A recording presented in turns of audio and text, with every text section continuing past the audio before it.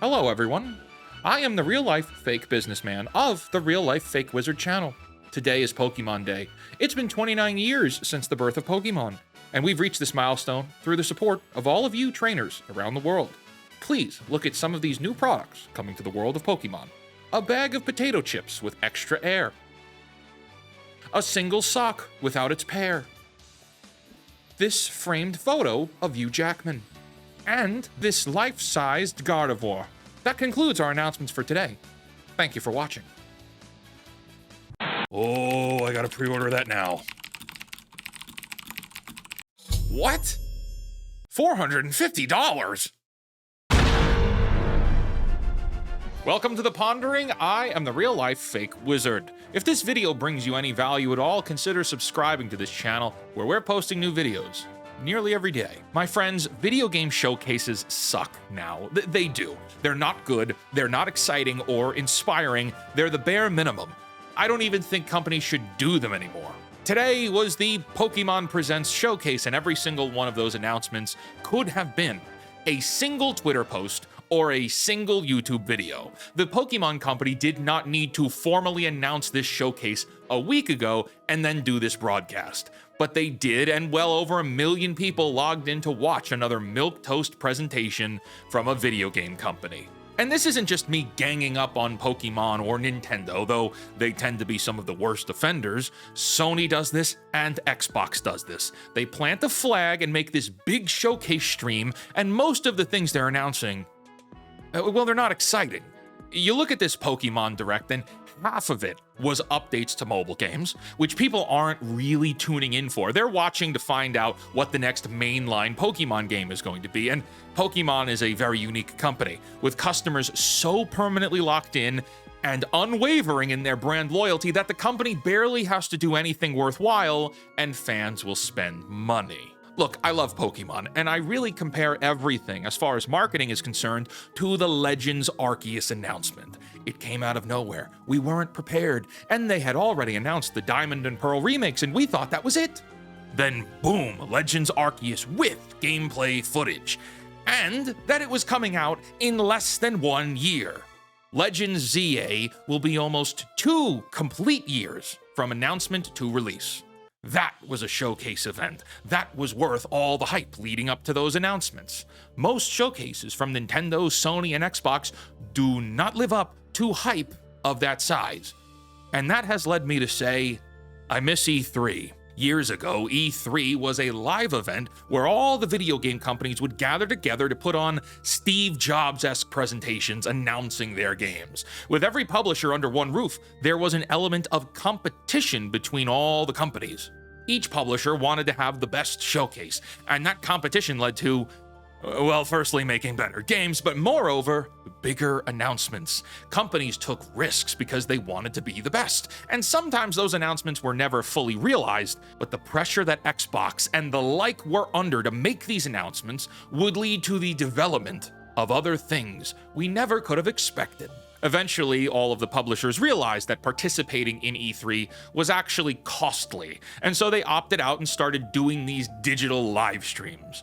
So the stakes are lower, and if people tune in, great. If not, whatever. They'll post the full trailer as soon as the live stream broadcast is done anyway. But it's in this division of companies doing their own thing that I believe has contributed to the poor marketing execution of all video games now. You look back on the E3 days, and that's where we got that legendary Keanu Reeves presentation. Fast forward to literally today, and the annual Pokemon Presents is half occupied by mobile game updates. Or Sony with their 100 variations of Dark Souls. Or perhaps let's look at Xbox with their, well, Fable, I guess?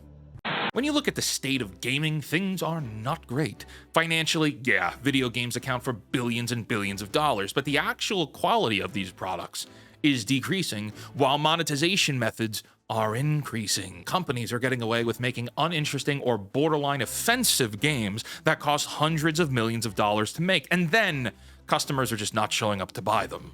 In most of my videos, I blame corporatism, but after this Pokemon event today, that I walk away feeling nothing for. I also blame the fact that companies do not need to see you in person. They don't need to shake your hand like they used to. They produce products inside their own echo chambers, so what the writers and marketing professionals think will sell is what they make, and along the way they cut corners because they think we won't really care if the frame rate is the equivalent of a potato processor.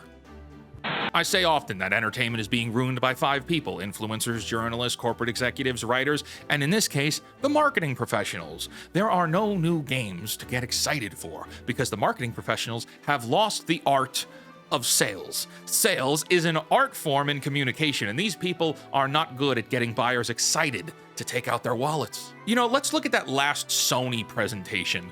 Do any of the games stick out to memory, like at all? Here, I'm gonna spitball what I remember from that presentation and then overlay it with what I'm talking about. Okay, there was a Sonic racing game, there was a Dark Souls game with a pretty lady from a Chinese developer, though I guess that's pretty much everything at this point, and there was that game trailer at the end from the studio that did Returnal, but there was no gameplay at all. That's it. That's all I remember. I wrote this script without looking anything up, and I streamed the entire showcase with all of you.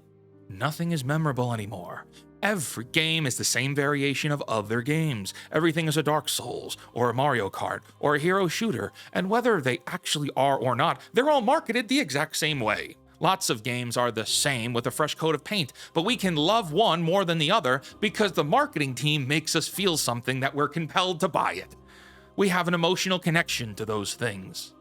Right now, people are glazing that Pokemon Legends ZA trailer, and look, most of those features were already in Pal World, which to me means that Pal World came out, and then the Pokemon team finally had to start taking risks again. See, I said before, Pokemon is a unique brand because the customer base is very loyal. And sure, they don't have to do that much to make billions, but it also means they don't have to try. They could put out something like Scarlet and Violet, which is disgusting to look at, and it will be the greatest selling thing in the franchise. This is why the market needs competition.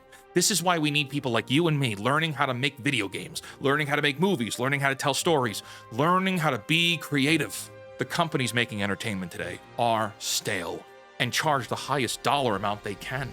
It's not about creativity or inspiration or storytelling.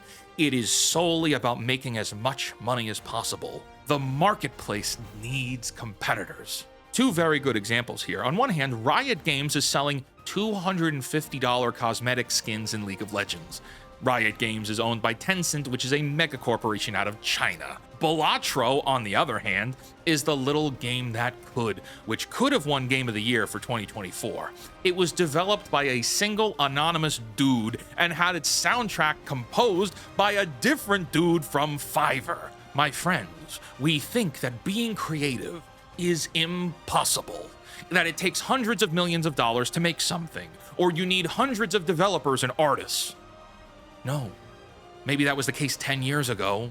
The world has flipped. Right now, creativity is at your fingertips.